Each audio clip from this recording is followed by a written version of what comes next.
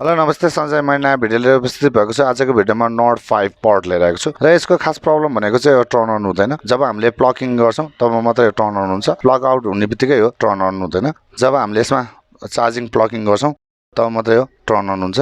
यो सबै काम गर्छ यसले, नो अटोमाइज काम पनि गरिरहेछ। जब हामीले यसले प्लग आउट गर्छौं तब यो अफ हुन्छ। प्रब्लम चाहिँ आज मैले सल्भ गर्न चाहिँ मैले यो भिडियो लिएर आएको हुँ। चार्जिङको जब प्लग इन गर्छौं तब मात्र यो टर्न अन हुन्छ र रिमुभ गर्ने बित्तिकै यो टर्न अन पनि हुँदैन। 5 टाइम प्रेस गर्दा पनि यो टर्न अन हुँदैन। अब यो फेरि हामीले चार्जिङको प्लग इन गर्यो भने यो अन हुन्छ। सबै काम गरिरहेछ यसमा। चार्जिङको जुन प्लग चाहिँ आउट गर्छौं तब यो टर्न अफ हुन्छ, यो अन हुँदैन। प्रब्लम छ यो चाहिँ कसरी सल्भ हुन्छ भनेर चाहिँ मैले यो भिडियो लिएर आएको नोड 5 पोर्ट चाहिँ आज रिपेयरको लागि लिएर आएको छु। अन नहुने प्रब्लम छ, यसलाई चाहिँ सल्भ गर्न चाहिँ मैले भिडियो लिएर आएको। यो कसरी सल्भ हुन्छ आज यो भिडियोमा हेर्नेवाला छौँ। मेरो भिडियो कस्तो लाग्छ प्लिज लाइक कमेन्ट र सेयर गरिदिनु होला। साथै नयाँ भ्युअर्सहरु मेरो च्यानल भिजिट गर्दै हुनुहुन्छ मेरो च्यानल चाहिँ सब्स्क्राइब पनि गरिदिनु होला। साथै बेल आइकनलाई पनि प्रेस गरिदिनु होला। कस्तो भिडियो हजुरलाई चाहिन्छ प्लिज कमेन्ट पनि गरिदिनु होला। यो जब हामीले चार्जिङ प्लगिङ गर्छौं तब मात्र यो टर्न अन हुन्छ। जब यो चार्जिङको हामीले प्लगिङ चाहिँ आउट गर्ने बित्तिकै यो टर्न अन पनि हुँदैन। यो प्रब्लमलाई चाहिँ फिक्स गर्न जाँदैछौँ र त्यो भिडियो हेर्नुभन्दा अगाडि चाहिँ मेरो च्यानलको सानो प्रोमोपछि चाहिँ यसलाई सुरुवात गरौँ है त।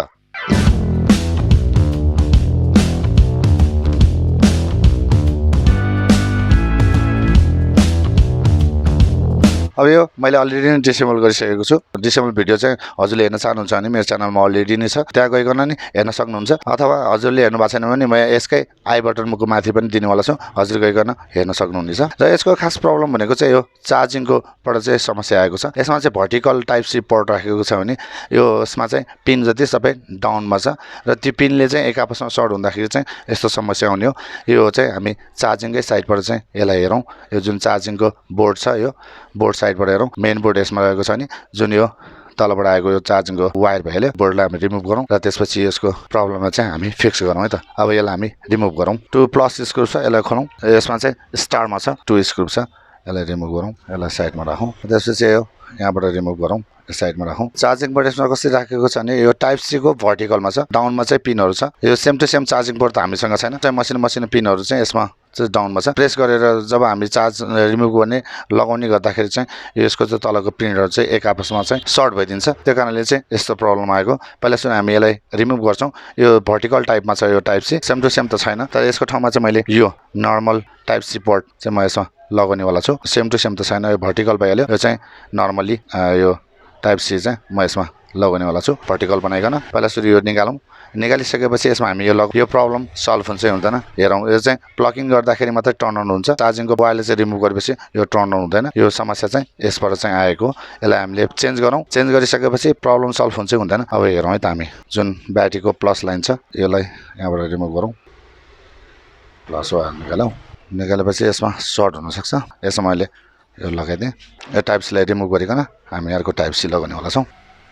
यो चाहिँ अड्गनले निकालौँ हामी हेर्देर।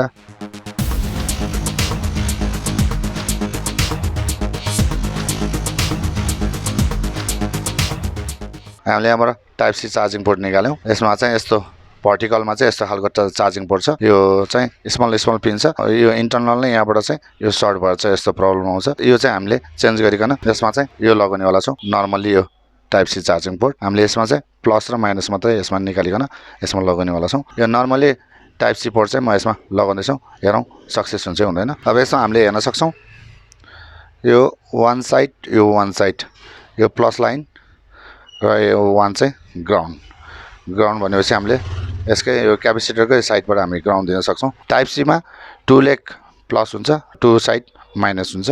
त्यही भएर अब माइनस हामीले यहाँबाट लिनुभन्दा हामी यो क्यापेसिटरको उसबाट चाहिँ लिन्छौँ माइनस। प्लस माइनस हामी यहाँबाट लिनेवाला छौँ। नर्मली टाइप सी पोर्ट चाहिँ यसमा लगाउनेवाला छौँ। हेरौँ सक्सेस हुन्छ हुँदैन। यसलाई यहाँनिर होल्ड गरेर राख्नलाई चाहिँ हामी 2 लेग यहाँ बनाऊँ। 2 लेग बनाउनलाई चाहिँ मैले एउटा कम्पोनेन्ट्स लिएको छु डाइटको। यसलाई हामीले लेग बनाउनेवाला छौँ यसमा।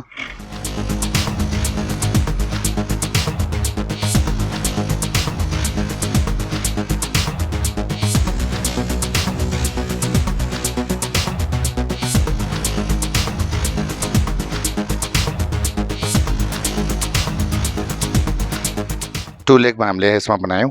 बनाइसकेपछि हामीले होल्ड गर्नलाई चाहिँ यसरी होल्ड गरेर राख्नलाई चाहिँ यो 2 लेग बनाएको। अब यो यसरी राख्दाखेरि यहाँ तल सर्ट हुनसक्छ किनभने यसमा पिनहरू छ।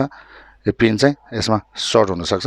त्यही कारणले चाहिँ यसलाई अब यहाँ सर्ट नहोस् भनेर चाहिँ यसरी यस्तो टेप लगाउँ। टेप लगायौँ।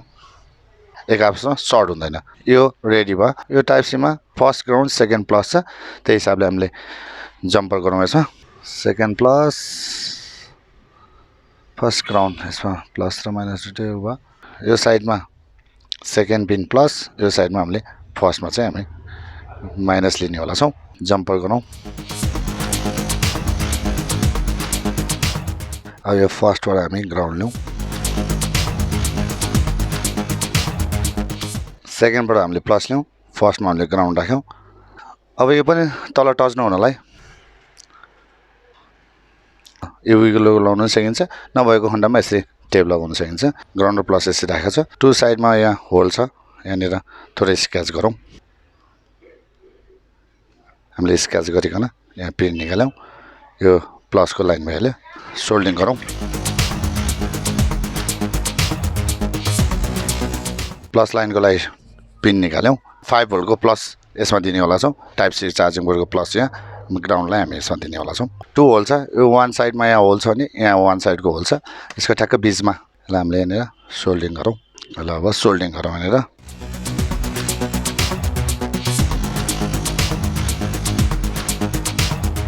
जुन नर्मल टाइप सी पोर्टलाई चाहिँ हामीले लेग बनाइकन यसलाई भर्टिकलमा चाहिँ बनाइकन यसमा हामीले यसरी राख्यौँ अब यो प्लस माइनसलाई हामी यहाँ जोडौँ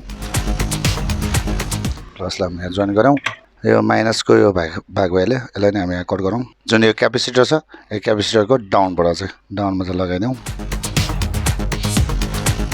यो जुन प्लस छ प्लसलाई हामीले यसमा राख्यौँ र यो ग्राउन्डलाई हामीले यो क्यापेसिटरको डाउनपट्टिको लेगमा चाहिँ हामीले सोल्डिङ गरौँ एकचोटि हामीले यसमा प्लकिङ गरौँ लाइट बल्छ कि बल्दैन हेरौँ यो हामीले हालेको सक्सेस भयो कि भएन हेरौँ चार्जिङ सक्सेस भयो यसलाई हामी यहाँबाट रिमुभ गरौँ रिमुभ भयो अब फेरि हामी चार्जिङ छिरौँ चार्जिङ भइरहेको छ फेरि यसलाई रिमुभ गरौँ यो सक्सेस भयो नर्मल टाइप सी पोर्टलाई चाहिँ हामीले भर्टिकल बनाइकन हालेको चाहिँ सक्सेस भयो अब यो ब्याट्री हामी यहाँ जोइन गरौँ किनभने यसको प्रब्लम भनेको नै यो टर्न अन नहुने हो चार्जिङ जोड्दाखेरि मात्रै यो टर्न अन हुन्थ्यो भने त्यही प्रब्लमले चाहिँ हामीले यो टाइप सी चेन्ज गरिकन यो अर्को लगाएको छौँ अब यो लगाएपछि यो अन हुनु पऱ्यो अन भयो भने यो 100% सक्सेस भयो अब यसलाई जोइन गर्नुभन्दा पनि पहिला यो जुन कभर छ यो कभरलाई हामी यहाँ लगाउँ अब यसमा हामी पेज लगाउँ फेरि यो लगाइसकेपछि सर्ट हुनसक्छ एकचोटि हेरौँ चार्जिङ जोड्दाखेरि यो चार्जिङ सो भएको छ यसलाई हामी रिमुभ गरौँ अब हामी यसलाई यहाँ जोइन गरौँ